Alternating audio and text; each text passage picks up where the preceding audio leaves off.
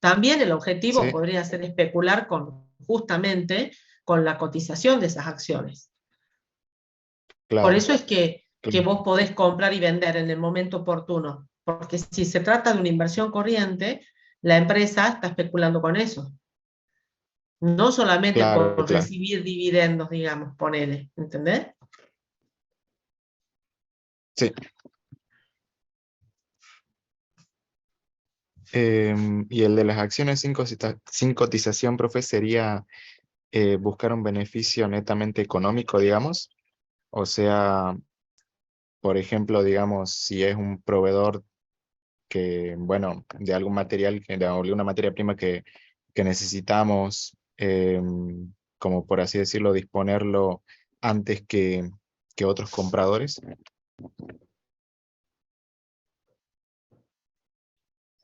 Em, Ahí tenés que analizar qué tipo de inversión de acciones sin cotización, como decís vos, porque, o sea, a lo que vos me parece que te estás refiriendo ya es a una participación, de tener una participación interesante en otra empresa, digamos. ¿Sí? Justamente por ese motivo, si se trata de algún proveedor estratégico de la empresa o lo que sea, ahí ya se está buscando otra cosa. El objetivo es otra cosa, no obtener una renta solamente.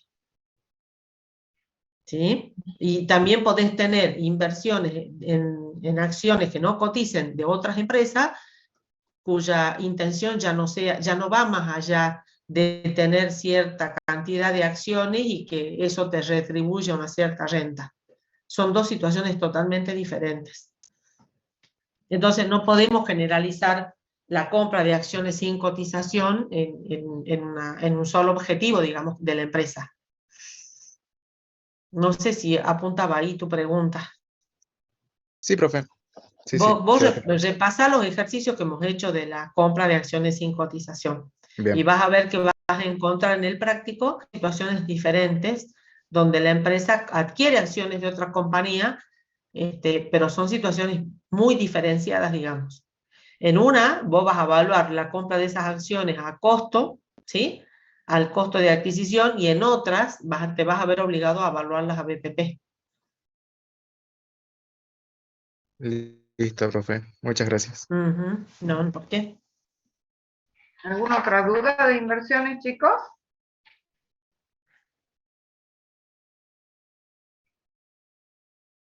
Acá hay una pregunta de Roberto Facio. Dice, profe, disculpe, el tratamiento de las acciones con cotización al cierre del ejercicio se hace igual al de la moneda extranjera. Disculpen la pregunta. Acá te estás refiriendo a en qué sentido, Roberto, no, vos decís al tipo de cotización, Sí, a eso al se tipo de refiere. cambio, es Claro, perfecto. exactamente. Y Mm. todo lo que sea activo, chicos, se toma siempre cotización comprador y pasivo vendedor. ¿Mm? Regla general, con eso no se van a confundir. Ustedes siempre posiciónense del lado del banco. ¿Mm? Pero Ustedes ahí, después, además de lo que te está indicando la profe, Roberto, tenés que tener en cuenta que estás tratando, digamos, de dos activos diferentes. A ver, y esos dos activos, porque vos dijiste moneda extranjera, tenés que aplicar esos dos activos valuaciones diferentes según la norma contable. O sea, no es cuestión de tomar cotización nomás para ambas en este caso, ¿no? O sea, tenés que tomar la cotización, sí, es el punto de partida. En el caso de la moneda extranjera, evaluás a la cotización vigente a la fecha de cierre, pero en el caso de las acciones con cotización, ¿no? ¿Qué valor se aplica ahí? ¿Qué evaluación tenés que considerar ahí para las acciones que cotizan? ¿Cómo se llama ese valor al cual vos tenés que evaluarlas al cierre del ejercicio? ¿Alguno de ustedes sabe eso? ¿Se acuerdan? ¿Cómo se llama? Exacto, valor de cotización menos gasto. ¿Pero qué gasto? BNR, muy bien, Selene. muy bien. Valor neto de realización, ese es el valor. ¿Y cómo se lo determina? ¿sí? Era PNR como se lo determina, valor de cotización a la fecha de cierre, menos los gastos estimados de venta. No está bueno que digan gastos solo, porque no se sabe qué tipo de gasto es, ¿sí? Gastos estimados de la venta de esas acciones con cotización. Ese es uno de los conceptos que están en la primera unidad, que le hemos dicho nosotros al comienzo de la consulta, que ustedes lo utilizaban más adelante. Bueno, este es uno de esos ejemplos, ¿sí? Donde lo tienen que aplicar, digamos, ¿sí? ¿Quedó claro? Bien, ¿alguna otra duda de inversiones?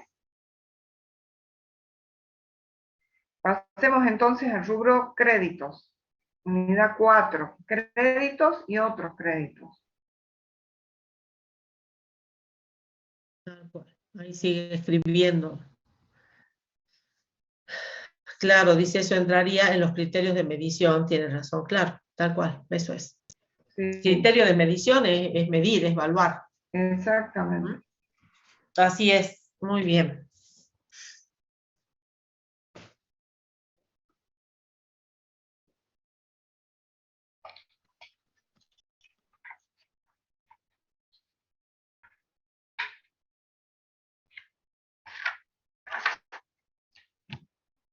La unidad de créditos, ¿tienen dudas, chicos? Vean bien los componentes. En esta unidad, las cuentas regularizadoras eran intereses positivos a devengar, documento a cobrar endosado, documento a cobrar descontado, cheque de pago diferido sesionado y previsión para deudores incobrables, ¿no? ¿Las cuentas regularizadoras? Sí, Sí. sí, sí. Eran Sí, esas, sí. Sí, sí. Ah, bueno. Perfecto.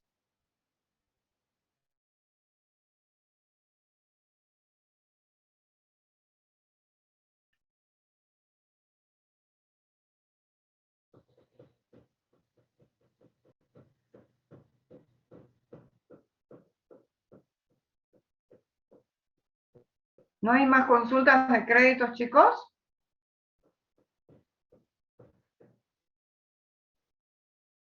Parece que estamos bien con esa unidad. Está bueno. Vale. Hacemos ¿Seguro? bienes de cambio. Mm. Bienes de cambio. Unidad número 5. Compra, venta, determinación de costos.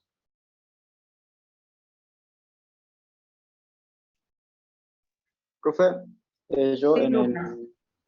cuando terminamos el costo de las mercaderías que están en existencias, tenemos que decir que es el costo por el cual lo compramos, los intereses, el IVA va a depender si somos responsables inscriptos, monotributistas o exentos, ¿verdad? Porque cuando somos responsables inscriptos no forma parte del costo, ya que nosotros eso lo agregamos después a otro rubro y al determinar el IVA después, se va.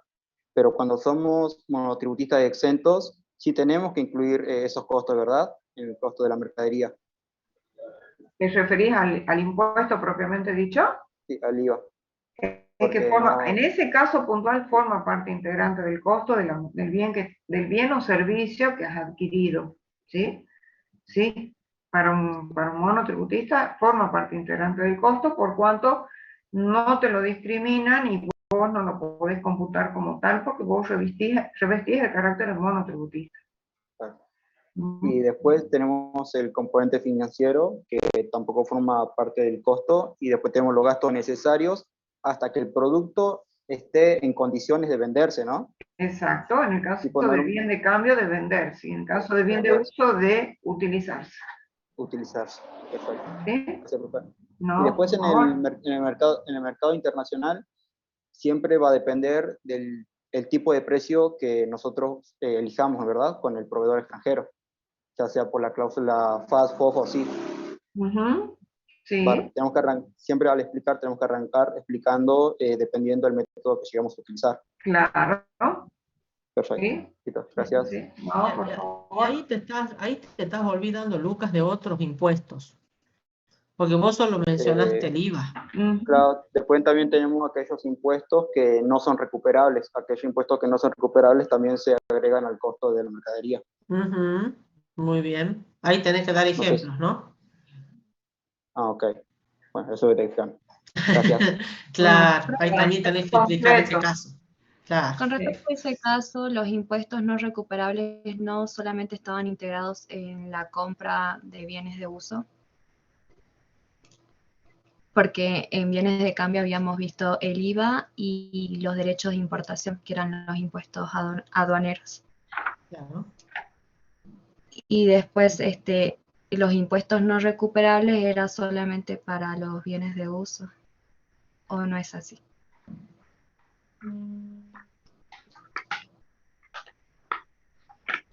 ¿Y el derecho de importación para vos es un impuesto recuperable? ¿Qué entendés por recuperable o como impuesto recuperable o no recuperable? Que Empecemos cuando por es ahí. Bueno, Mm, yo lo que entiendo es que cuando hablamos mm, de un impuesto recuperable es que se lo puede recuperar con el precio de venta. claro, lo podés trasladar al consumidor, al que te está comprando el bien, dentro del Claro, precio. Bueno, y el no recuperable sería lo contrario, ¿no es cierto? exacto. Bien, y ejemplo de un no recuperable, no tiene que ver mucho con si es bien de cambio o bien de uso. ¿Por qué? Porque una empresa que se dedica a comprar y a vender y, a ver, dame un ejemplo de impuesto no recuperable. A ver, si no te lo voy a dar yo. ¿Cuál sería un ejemplo de no recuperable? A ver, todos, piensen. Impuesto a las ganancias. No. El impuesto a la ganancia sí está incluido en el precio de lo que se vende. La empresa lo debe considerar cuando determina el precio, no solamente para cubrir gastos, porque ese impuesto lo tiene que pagar sí o sí. El impuesto a los ingresos brutos también lo tiene que recuperar.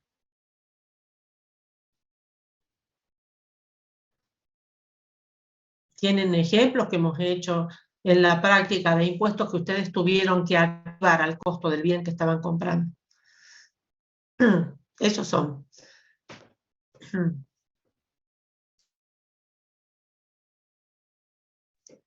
¿No se Por acuerdan? ejemplo, impuesto a los sellos, profe, cuando El compramos impuesto a por los sellos uno. Sí. ¿En qué caso, por ejemplo? cuando compramos por eso un inmueble, le decía. Bien, perfecto. Entonces, suponete una empresa cuya actividad principal sea la compra y venta de inmuebles. En ese caso, un bien de cambio el inmueble. Sí. Y bueno, no siempre es un bien de uso. Entonces, la clasificación no está por si es la compra de bien de cambio o bien de uso. Está por el concepto de que si es recuperable o no. ¿Sí? Ujú. Bueno, Mm, profe, gracias. ahí está.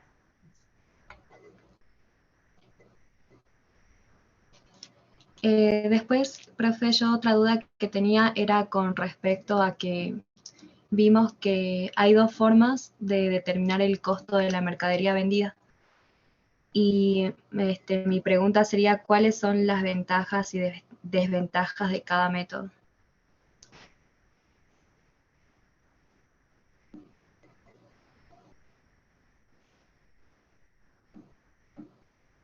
¿Y cuáles son los dos métodos? ¿Y qué es lo que has Eh, estudiado vos?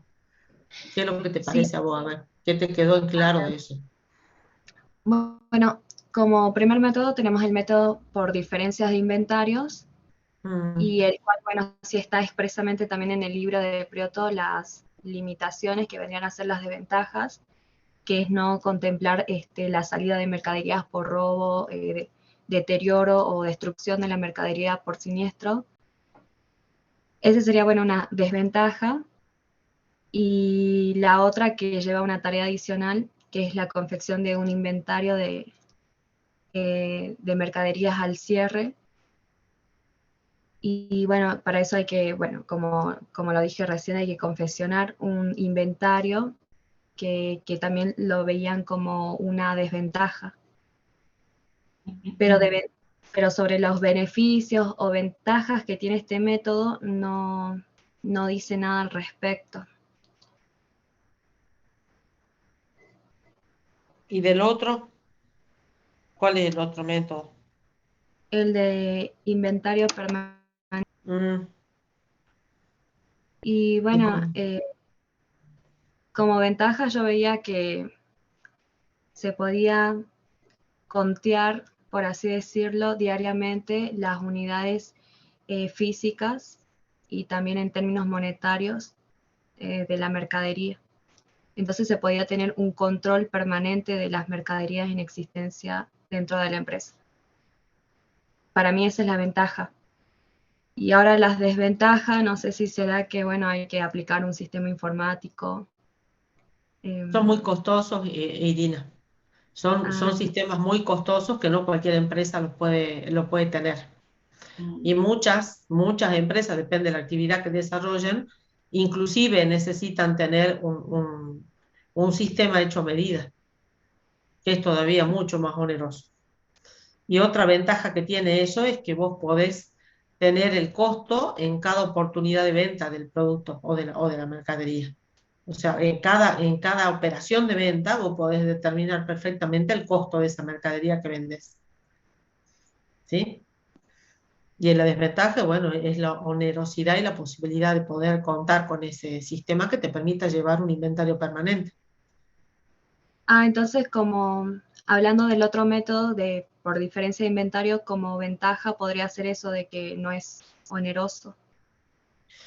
Mm. No es oneroso desde ese punto de vista, pero sí implica una tarea que no es fácil de realizar, y que también implica costo para la empresa en el sentido de que para poder hacer esa toma de inventario hay un día en que la empresa no va a poder trabajar, digamos, porque tiene que paralizar las operaciones de compras y ventas para poder contar absolutamente todo y determinar la existencia real a una fecha cierta, digamos. ¿Entendés? Y como ventaja, profe, sí, sí la entiendo. Como ventaja es... ¿Profe? Y ventaja, muchos le atribuyen la ventaja que se determina con la aplicación de una fórmula, pero esa ventaja disfrazada con la formulita no es tal porque determinar justamente el último, ¿cómo se dice? La última partecita de la fórmula, el último, así sería, ¿no es cierto? El último elemento de la fórmula es Elemento. justamente lo trabajoso. Mm. Lo que no se hace en un rato y no lo puede, aparte no, si ustedes leen un poquito lo que dice Follen Newton con respecto a eso, no es una tarea sencilla que la pueda realizar cualquier persona de la empresa tampoco.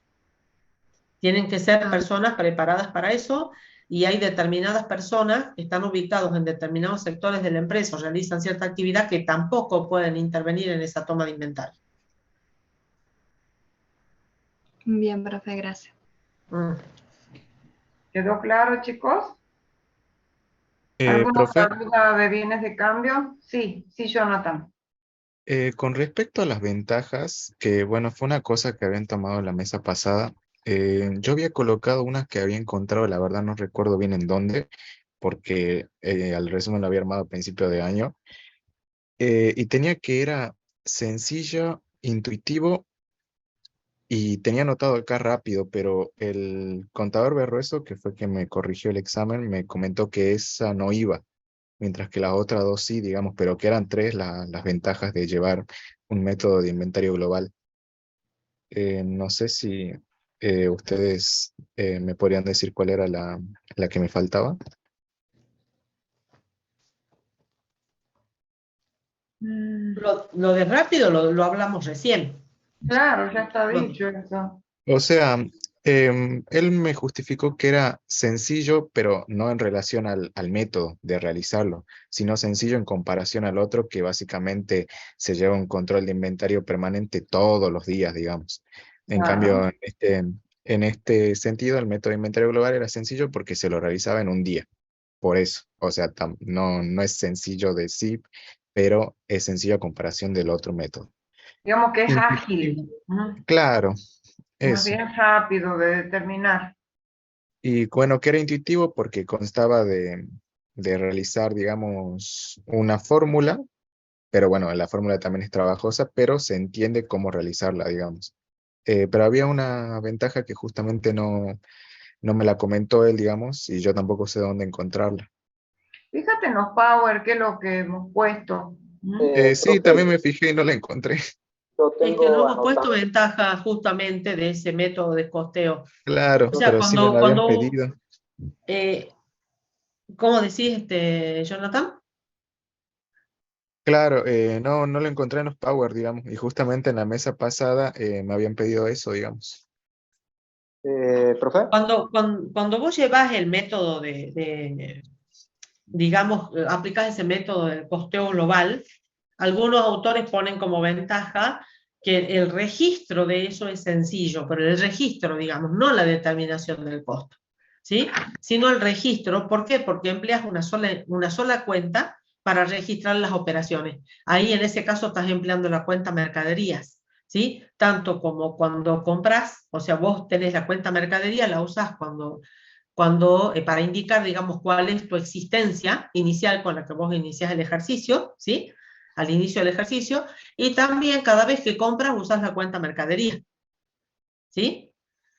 Por eso es que vos, en la formulita, vos tenés existencia inicial más compra, menos existencia final. Normalmente vos tenés la existencia inicial más las compras en una sola cuenta, que es la cuenta mercaderías.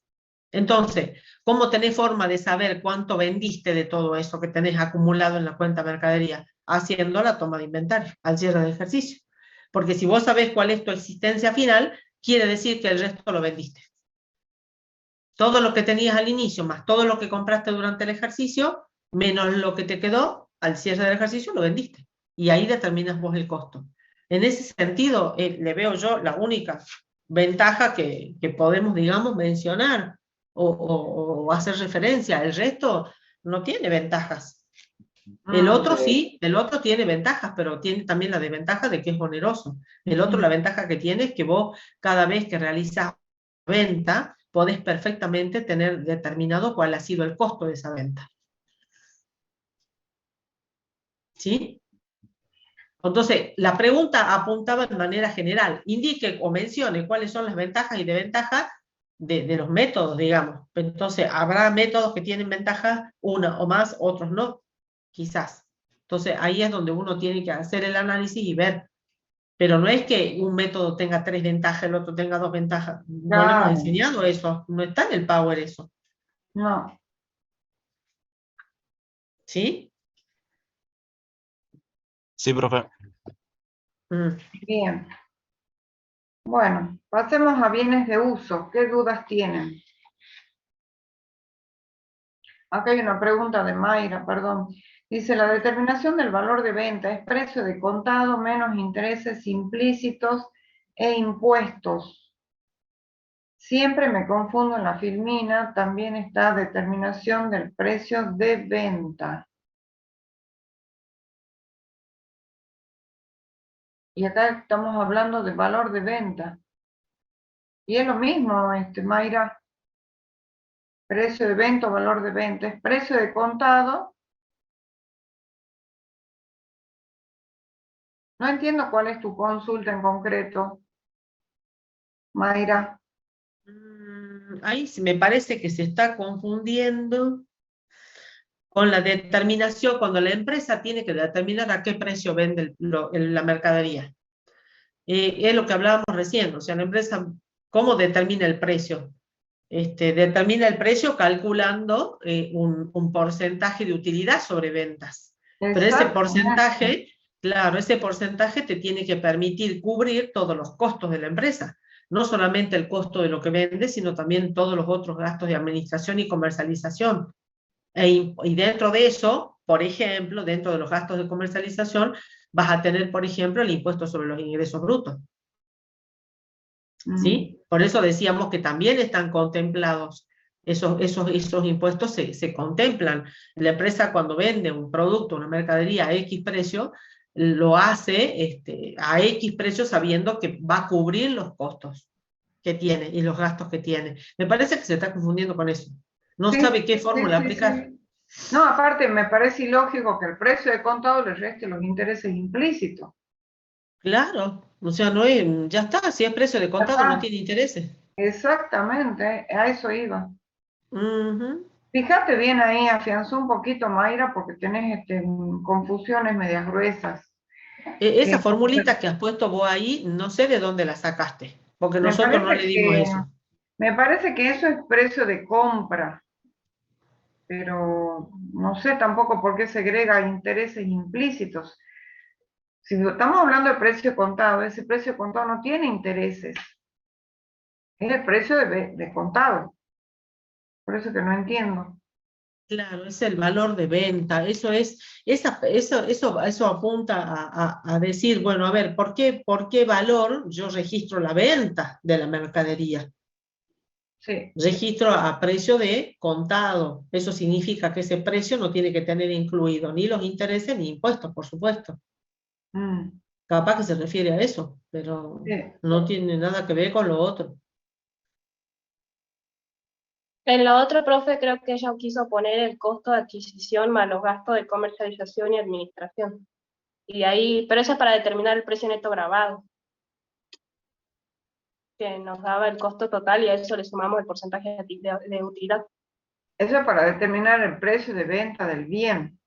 Claro, sí, pero creo que ella se confundió ahí, puso compra Sí. y que quiso poner costo. Fíjate, por favor, bien, Mayra, en las filminas eso está muy clarito. Repasarlas de ahí. Mm. Después dice, la otra es precio de costo de compra más gasto de comercialización. Bueno, eso es lo que te explicaba recién la contadora. Es vos para determinar cuánto es el precio de venta del bien, tomás el precio de costo de compra, le sumás los gastos de administración, de comercialización, le adicionas el margen de utilidad deseada y determinas el precio de venta.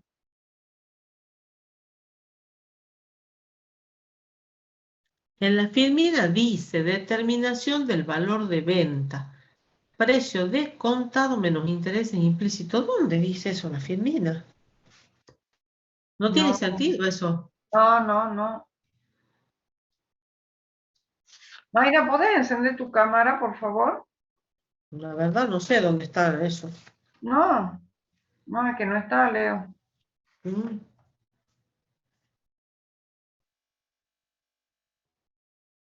¿No tenés cámara, Mayra? Yo diría que por favor te fijes bien en la filmina. Eso no tiene sentido, eso que pones. No lo hemos puesto nosotros, no está así. A lo mejor estás estudiando alguna desgrabada, algo. Desde ya les decimos que la cátedra no tiene ningún material que esté circulando, ¿no?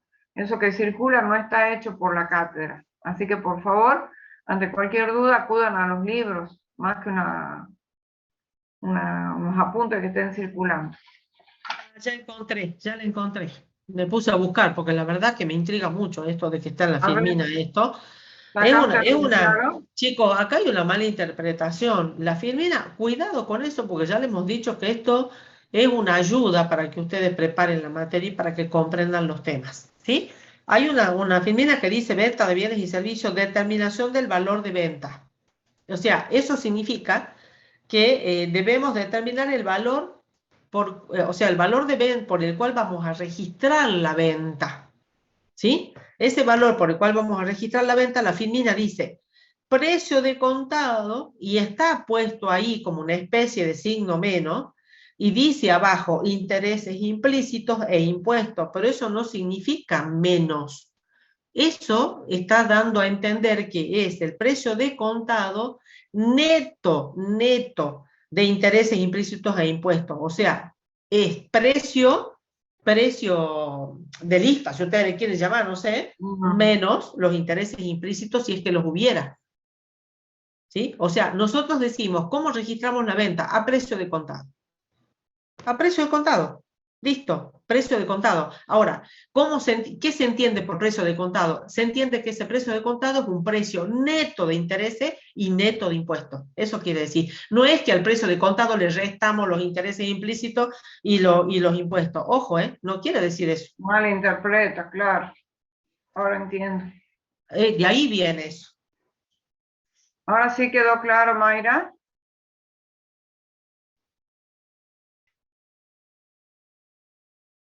Listo, dice que sí. Gracias. Bueno, pasemos chicos a bienes de uso. ¿Qué dudas surgieron aquí? Vean bien las características de los bienes de uso, las depreciaciones. Son temas muy importantes,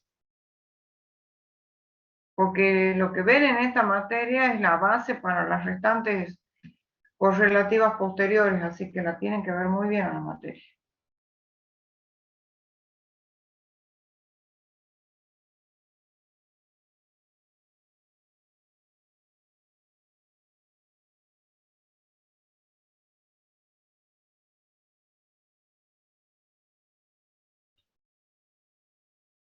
Acá hay una pregunta de Jonathan. Profe, ¿cómo se llama el anexo de depreciaciones de bienes de uso?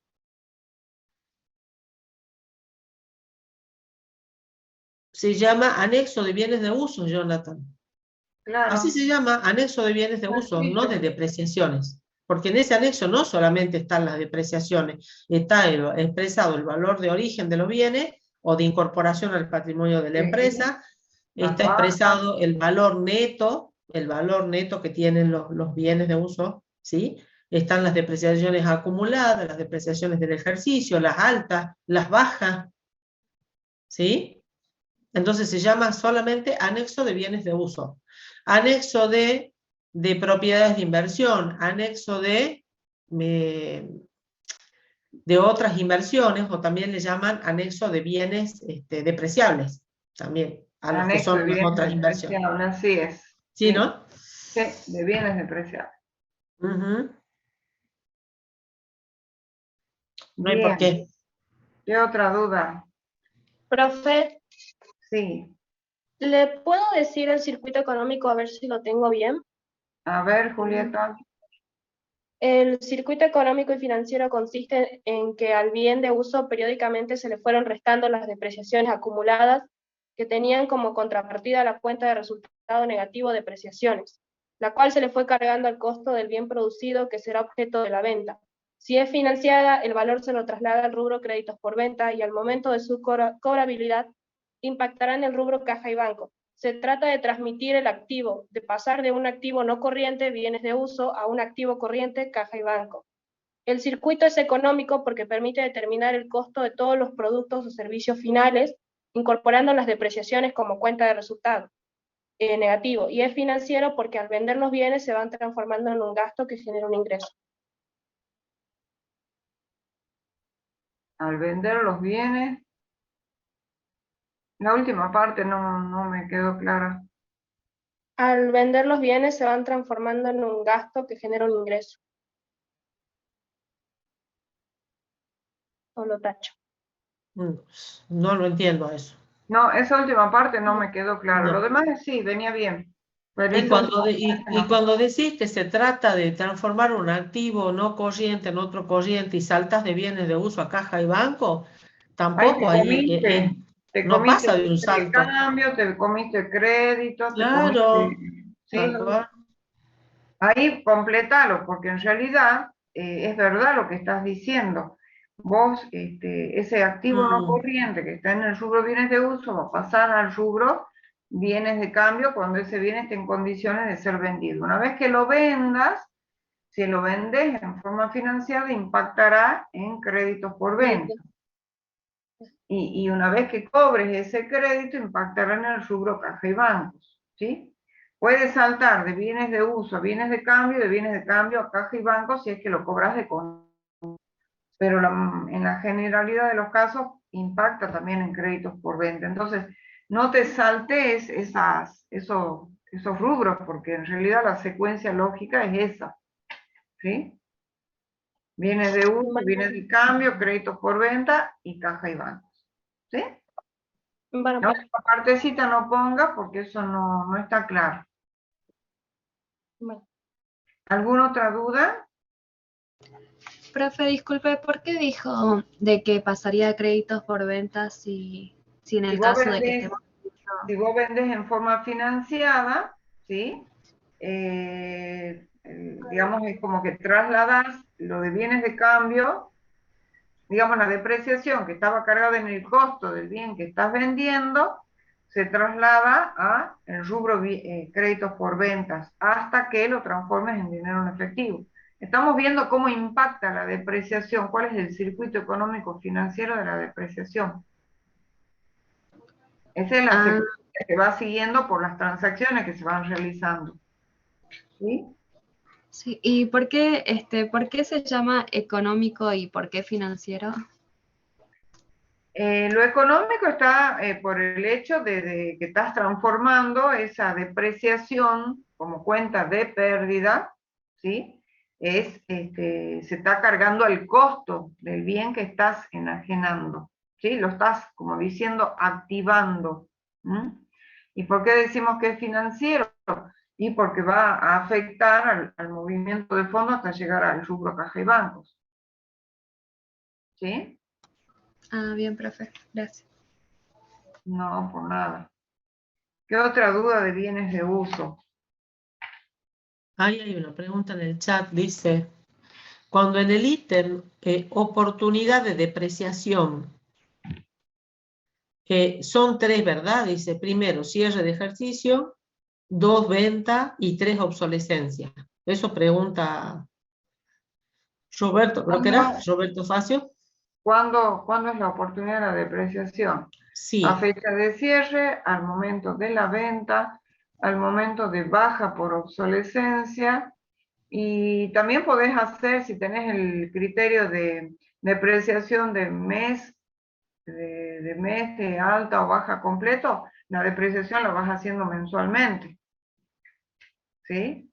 No tan solo a fecha de cierre de ejercicio. Si tenés el criterio de depreciación mensual, ¿sí? Ahí también vas a tener esa oportunidad para depreciar, mes por mes. ¿Quedó claro, Roberto? Mira lo que pone abajo, Roberto, qué copado, dice, ahora lo entendía eso, sí, profe.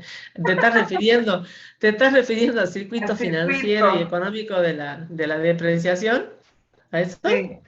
Sí, a eso se está refiriendo. Se ve que iba a rendir sin entenderlo. Bueno, qué bueno. Para eso están estas clases, chicos. A eso. Es re linda la contabilidad cuando uno la entiende, si no, obviamente, Claro, cuando uno no lo tienen que entiende, estudiar de no le memoria, ¿eh? gusta. Esta carrera que han elegido no es para estudiar de memoria. Si tienen buena hora, pero si lo estudian de memoria, que sea razonando lo que están estudiando, no para el momento, para un examen. Estos conocimientos tienen que quedar firmes para siempre, porque el ejercicio profesional diariamente exige tener todo esto fresco. Bueno, pasemos a activos intangibles y otros activos, si no hay más dudas de esto. Esta unidad es muy cortita, pero no por eso no la van a estudiar, tienen que verla.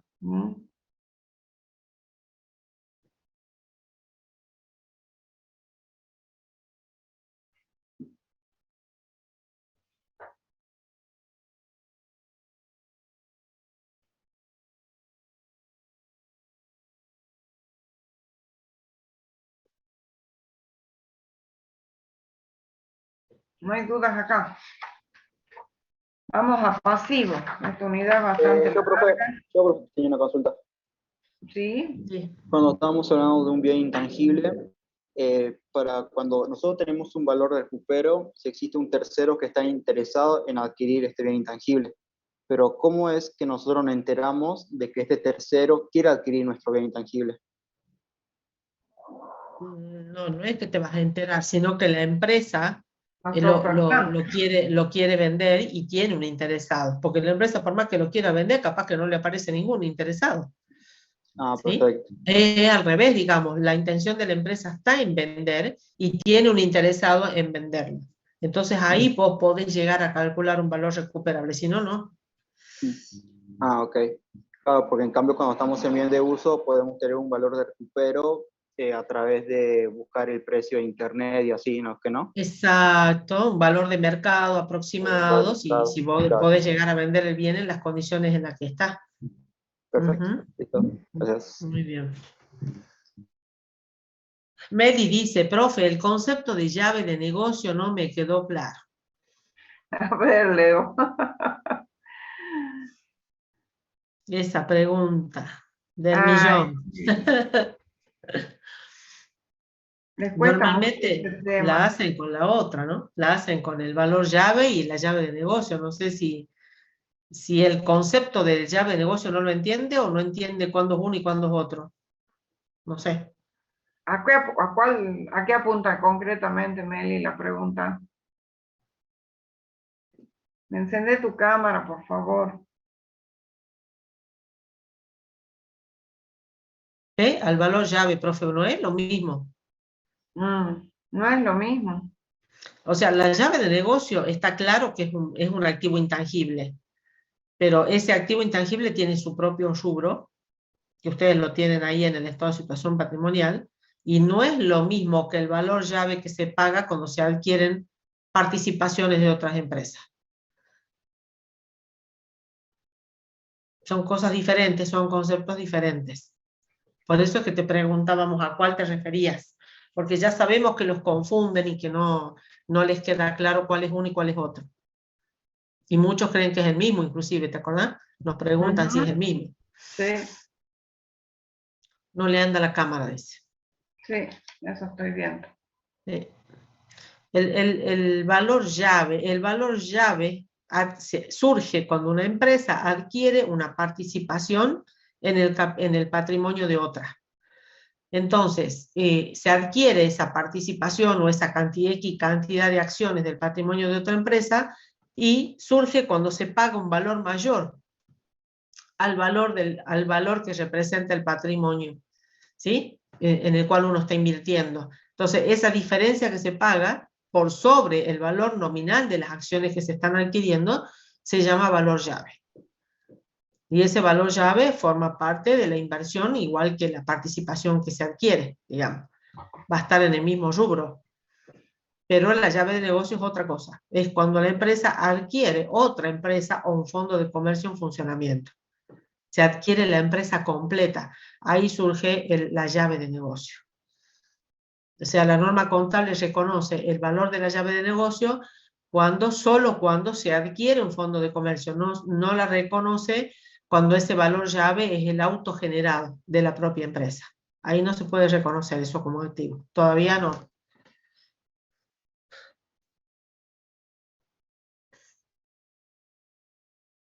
Sí. ¿Está claro, Meli?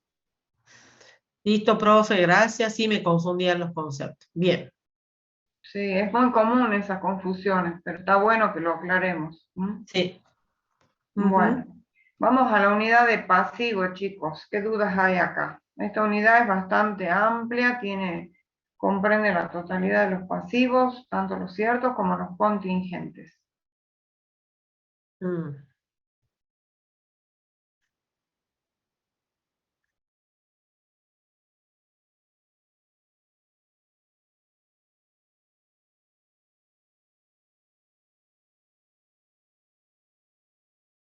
Anímense a preguntar, no se queden con las dudas, ¿eh? Profe, la diferencia yo no sé si estará bien con respecto a las deudas que son ciertas determinadas y determinables. Yo entiendo que las determinadas son cuando el monto en moneda y el vencimiento está establecido, claramente establecido, mientras que la determinable es cuando se refiere o representa un importe aproximado de lo que sería la obligación. O sea que no está claramente, no se sabe claramente cuánto va a ser, sino que se hace una estimación, una aproximación. No siempre es una aproximación, Anabela. Es determinable cuando la empresa la tiene que determinar. Cuando tiene que determinar cuál es la deuda, el importe de la deuda. Se sabe quién es, a quién la empresa le tiene que pagar, pero la empresa corre por cuenta de la empresa la determinación de ese pasivo. Ahí es determinable. Okay. Y es determinada cuando lógicamente se tienen todos los elementos. Se sabe quién es el acreedor, se sabe, o el proveedor, se sabe cuál es el importe cierto de la deuda, se sabe la fecha de vencimiento, se sabe cómo se va a cancelar esa deuda. O sea, están todos los elementos, digamos, explicitados, ahí se conoce todo eso. En el caso de cuando la deuda es determinable, no se conoce el monto. Sí se puede saber la fecha de vencimiento, se sabe quién es el acreedor o el proveedor, pero corre por cuenta de la empresa determinar el importe. Exactamente. ¿Sí? No, y ese importe tampoco es que es una estimación, sino en algunos casos puede llegar a ser una estimación, como en el caso que le toque a la empresa registrar provisiones, por ejemplo, de consumos de servicios, donde cuando la empresa todavía no tiene la factura, no le llegó la factura, no sabe cuál ha sido el consumo exacto, cuánto es lo que va a tener que pagar de luz, cuánto es lo que va a tener que pagar de gas, por ejemplo, por el último mes del cierre del ejercicio, ¿sí? Entonces eso se estima, hay procedimientos para eso, para poder determinar de manera razonable cuáles son esos importes. No van a ser exactos, pero tienen que ser razonables. Y en otros casos la determinación no es determinar un importe razonable, sino es una determinación cierta. Cuando, por ejemplo, la empresa liquida el impuesto a las ganancias, liquida el impuesto a los ingresos brutos, esas son obligaciones ciertas, determinables, porque es la empresa la que tiene que calcular cuánto es el impuesto. El fisco no le dice, vos me debes tanto de ingreso bruto. No, la empresa es la que lo calcula y la que lo determina. Muchas gracias, profe. Ahora sí me quedó claro. ¿Sí? Bien. ¿Qué otra duda de pasivos, chicos?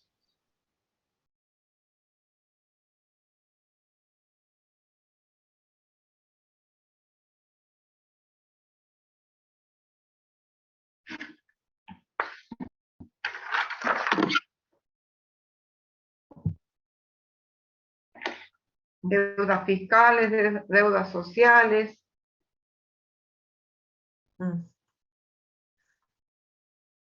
Y previsiones.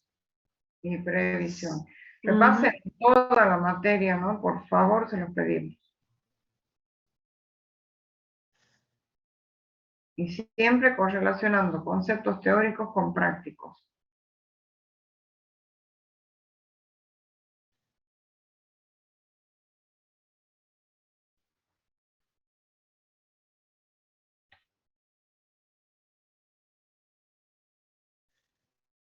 ¿No hay dudas de pasivos, chicos? Todo patrimonio, entonces. Vamos a patrimonio neto. ¿Qué dudas hay de patrimonio neto? Acá hay una pregunta, dice, profe, respecto al destino del FAESIS y del Centro de Empleados de Comercio, ¿sería a los sindicatos de los trabajadores adheridos? El Centro de Empleados de Comercio sí es el sindicato de esa actividad, de la actividad de comercio, pero la FAESIS es la federación que nuclea esos sindicatos. Eso es a nivel nacional. Exacto. Es como que la federación comprende, nuclea a los sindicatos, ¿sí? Eso Sería a los centros de ese empleados de tipo comercio de... actividades. Claro, es. Así es. Sí. El gremio es la unidad más pequeña y la federación es algo que nuclea todos los gremios que lo conforman, pero siempre referida a este tipo de actividad económica. Ambas actúan como retenciones. ¿Qué significa la ANSAL? Dice Jonathan. Es la Administradora Nacional de la Salud. ¿Sí? Eso significa ANSAL. Administradora Nacional de la Salud.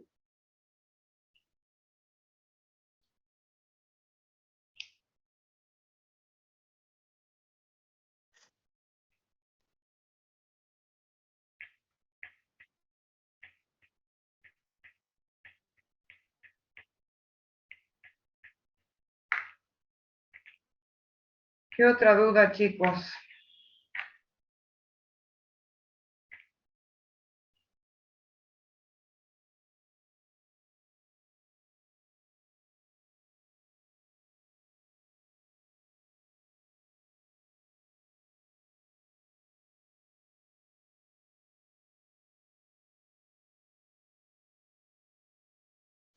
Acá hay otra pregunta. Dice, previsiones. Estas se hacen reincorporan y luego se las vuelve a rehacer rehaciendo el cálculo. Parece un trabalengua, Roberto. ¿Qué pasó acá? Está inspirado, Roberto. Sí. ¿Qué pasó? Te copó. Sí.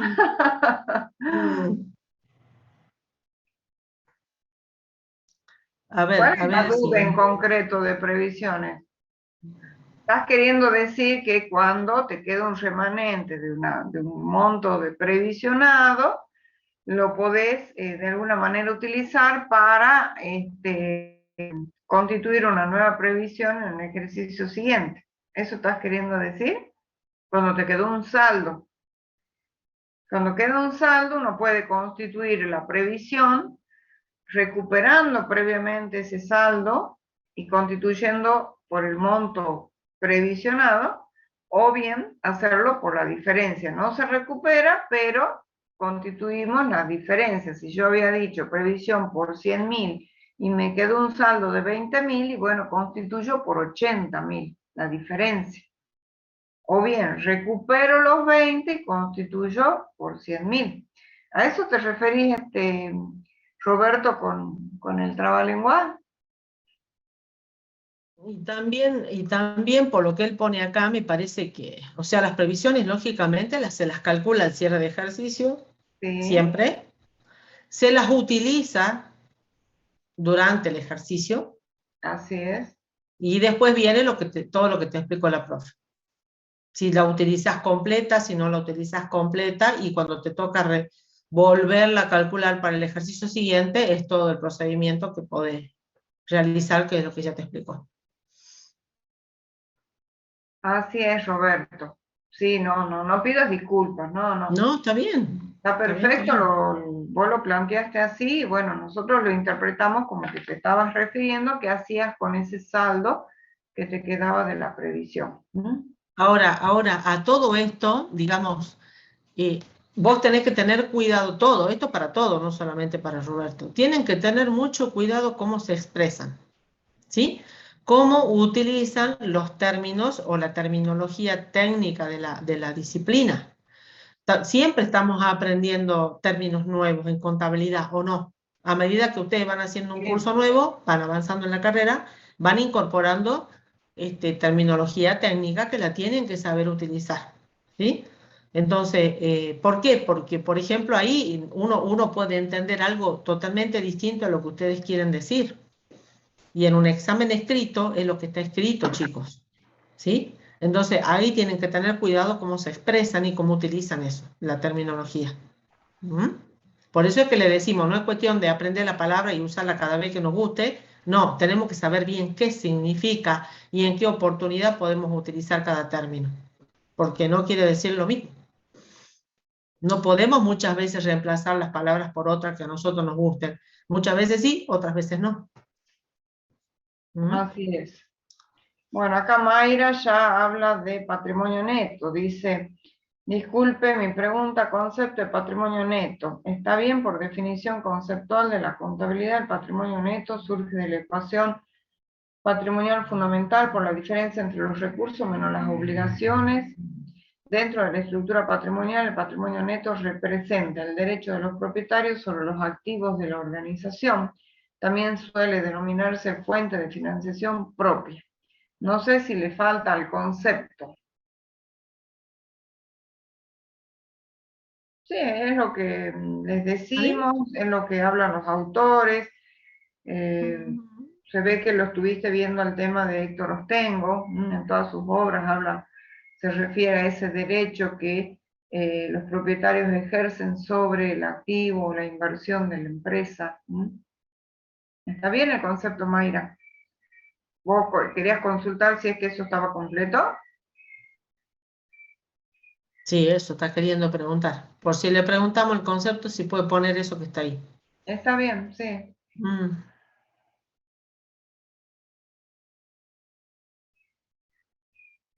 Está bien, dice que lo sacó de la RT, pero no del libro. Y está bien, los distintos autores obviamente se remiten a la fuente que son las resoluciones técnicas, así que está bueno que vayan de a poco incursionando en la lectura de las resoluciones técnicas porque es lo que van a hacer a lo largo de su carrera. Bien, ¿qué otra duda más tienen de patrimonio neto? Profe, la cuenta dividendos en acciones, ¿sería del rubro resultados acumulados?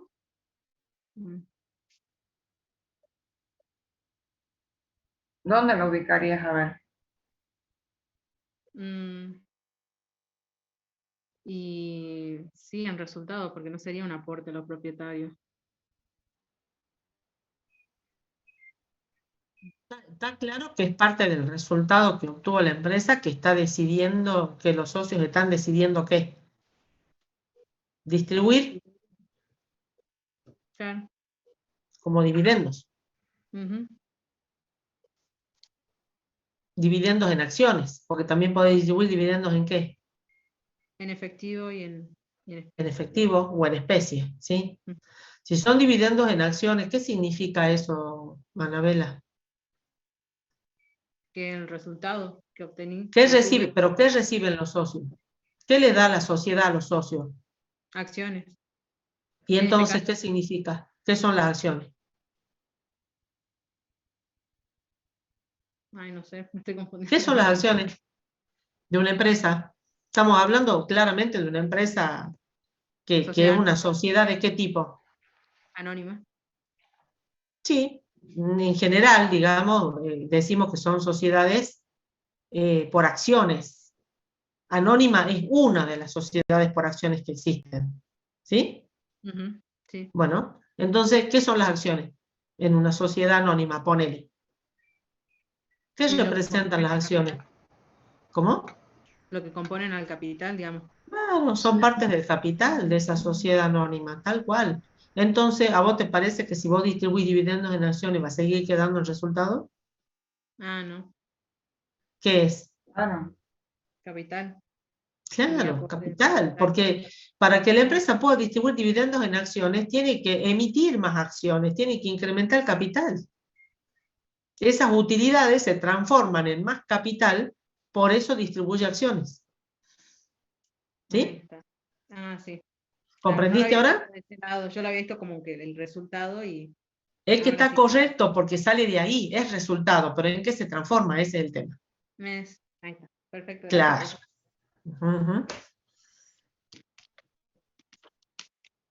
Bien.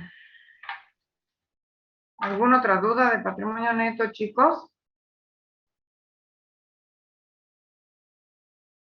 Ahí hay un intercambio de preguntas y de respuestas entre ellos, fíjate en el chat. A ver. Ah, en relación al patrimonio neto.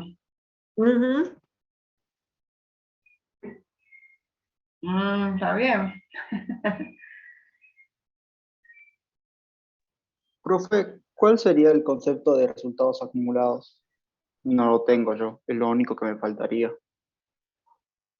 Son ganancias y pérdidas sin asignación específica, ¿sí? Comprensivo de un saldo al inicio, de los áreas y de los saldos al cierre. No nos olvidemos de los ajustes, resultados de ejercicios anteriores, forman parte integrante de resultados acumulados. Y después el saldo al cierre.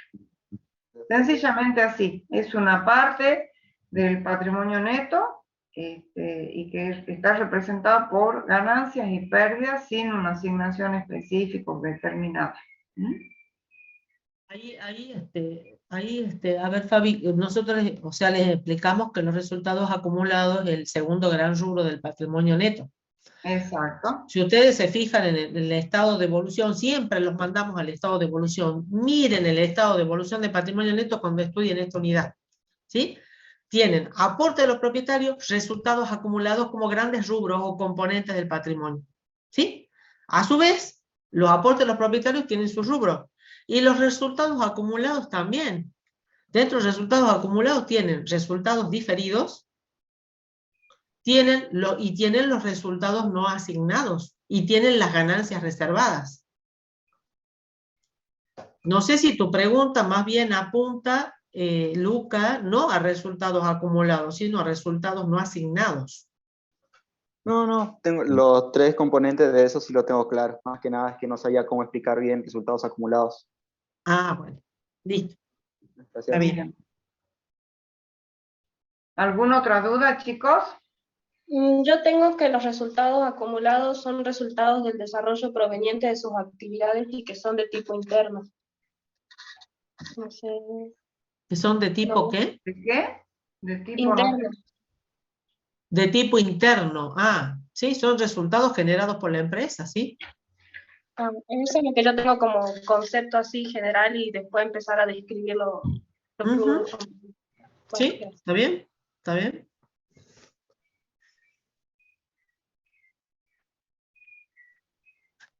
Bueno, pasemos a la unidad número 10, tarea previa a la elaboración de los informes contables. Acá vean bien el tema del prebalance, ¿no? Eso que ven en contabilidad elemental, bueno, acá se retoma y es la base para la preparación de la información contable propiamente dicha.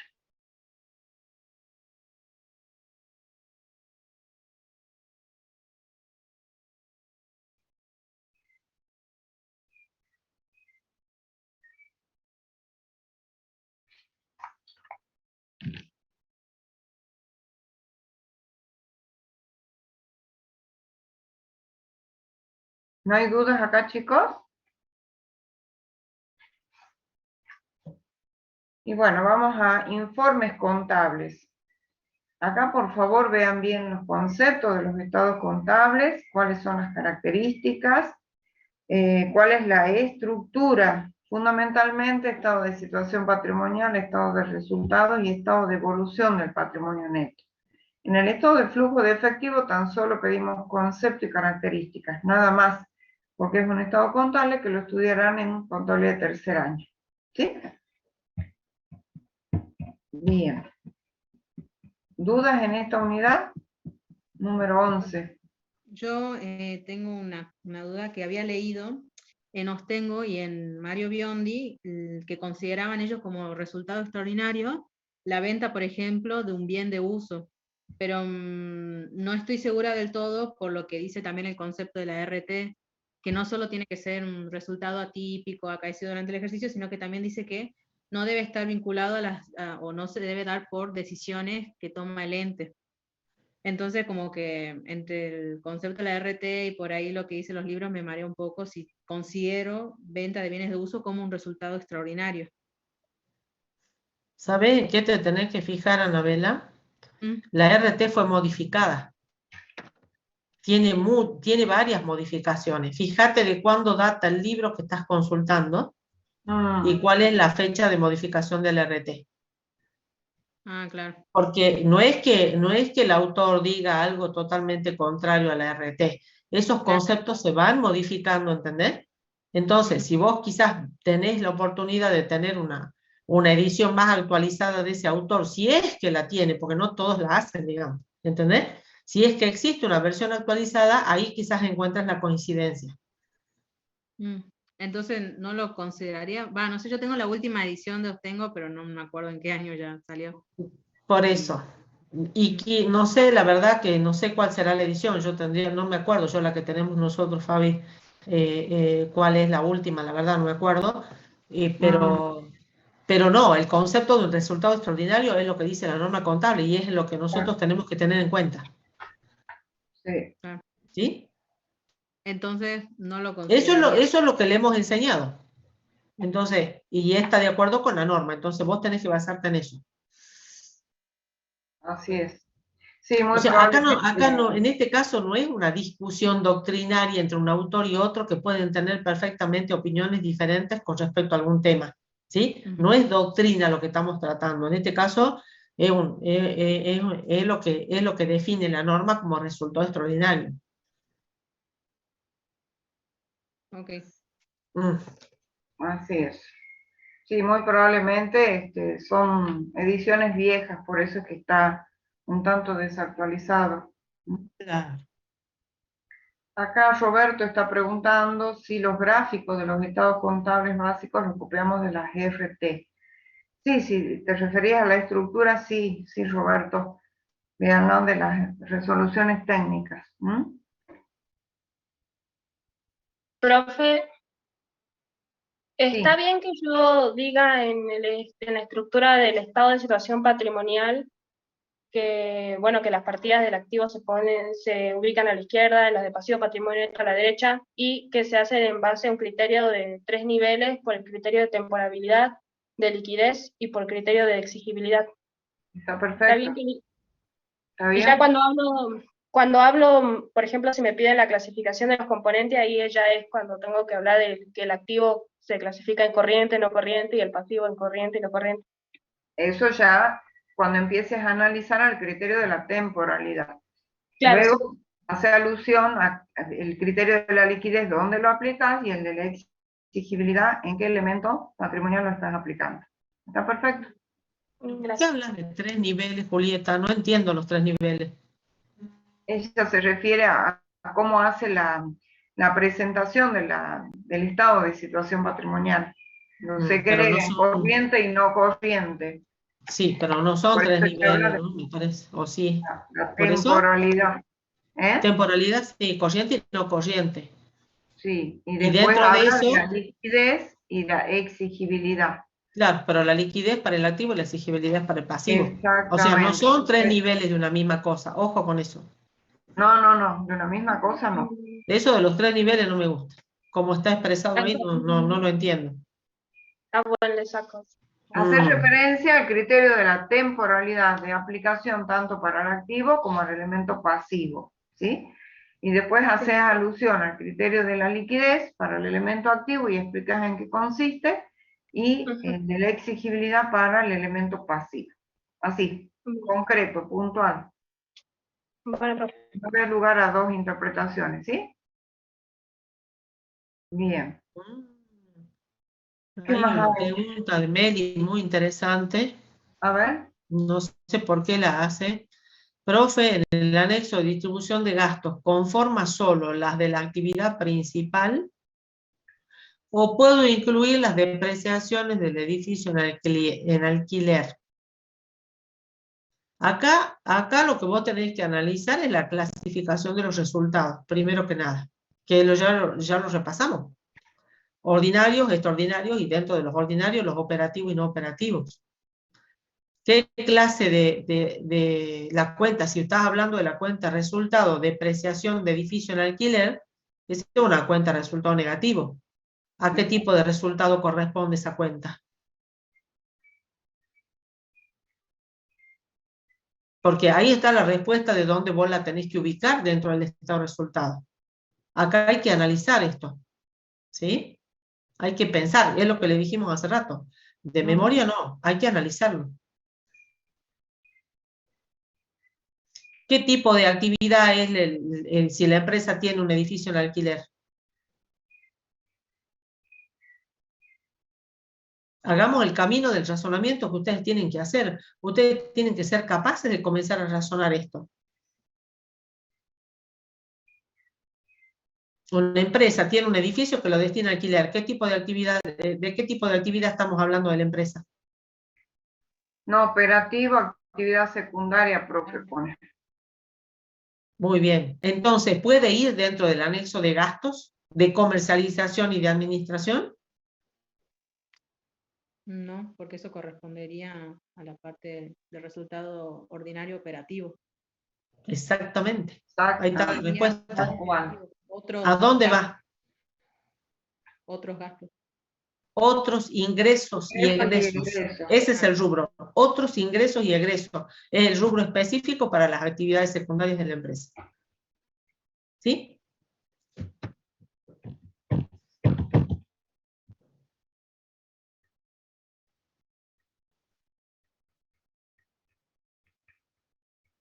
Mayra hace una pregunta ahí, Fabi.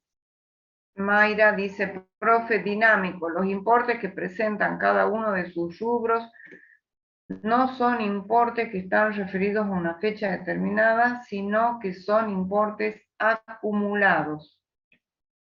¿Pero Sí. de qué estamos hablando ahí? ¿De qué estamos hablando en concreto ahí, Mayra? ¿A qué te referís con eso? Profe, Creo que se refiere a lo que significa la característica dinámico. claro, es. Pero, Apunta a otro lado. Lo estático es lo referido a una fecha puntual, una fecha determinada, y lo dinámico que está comprendido en un periodo de tiempo dado, que parte de unos saldos iniciales, los movimientos acaecidos durante un periodo o ejercicio y de un saldo al cierre. A eso apunta el dinamismo.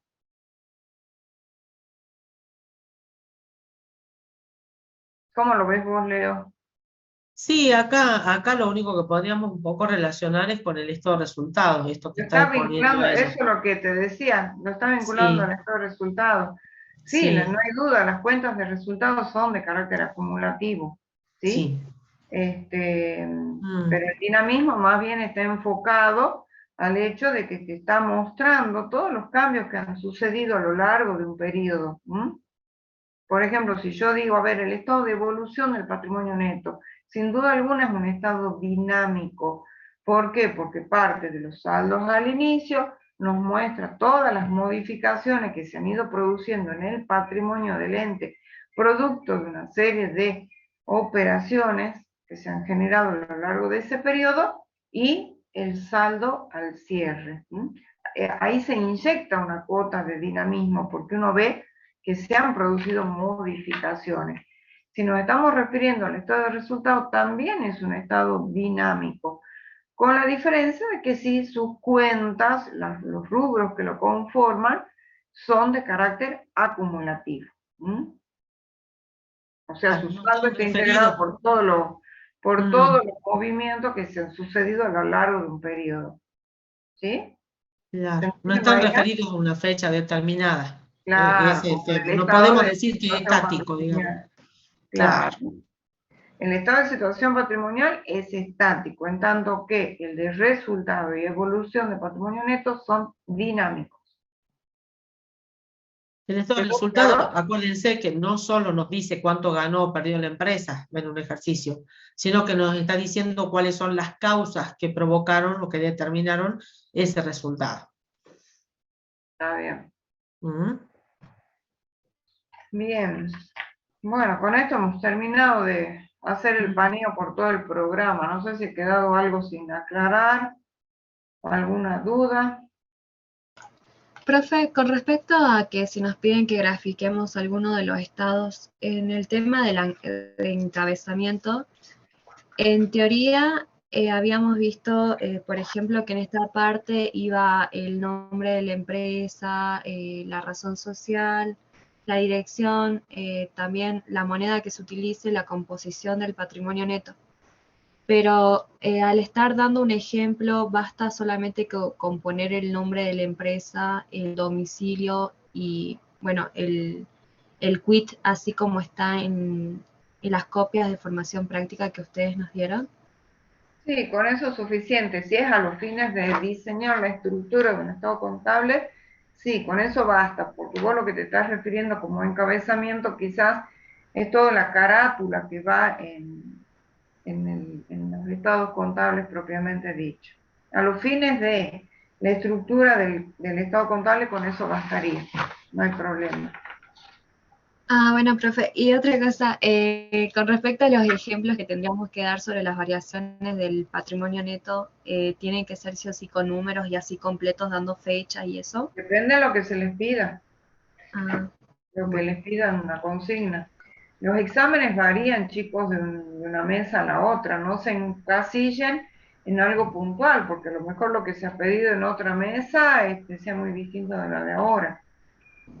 Así que lean la consigna, pónganse a hacer lo que realmente se pide, no se pongan a hacer cosas que no se piden, porque eso lo único que hace es quitarle tiempo a ustedes y a nosotros también distraer la atención, porque es como que no vamos a lo que realmente estamos solicitando. Eso les pedimos que encarecidamente que vean con detenimiento la consigna. Pueden tener el programa en mano, lleven algo para escribir y algo para corregir. Nosotros les damos el papel. Y bueno, está de más decir que vayan con todos los conocimientos frescos. Lleven Sí. documentos. y todo el optimismo para aprobar, pero para eso pónganse a ver en estas horas que les restan esa relación entre teoría y práctica, porque muchos alumnos fracasan porque se encasillan todo en el marco teórico y se olvidan de la práctica. A la inversa, lo que han regularizado hace poco, ven la práctica y no ven nada de teoría. Son ambas cosas en forma conjunta y relacionándolas, ¿sí? Solo así van a aprobar, y van a aprobar razonando, aprendiendo, y no un examen para un momento. Bueno, si no hay más dudas, nos vemos mañana. Mucha suerte. Sean puntuales, lleven documento. Suerte, chicos, que estén bien. Nos vemos mañana. Hasta Profe, luego. Gracias, profe. Hasta mañana. Hasta luego. Nada. Nos Hasta vemos luego. mañana.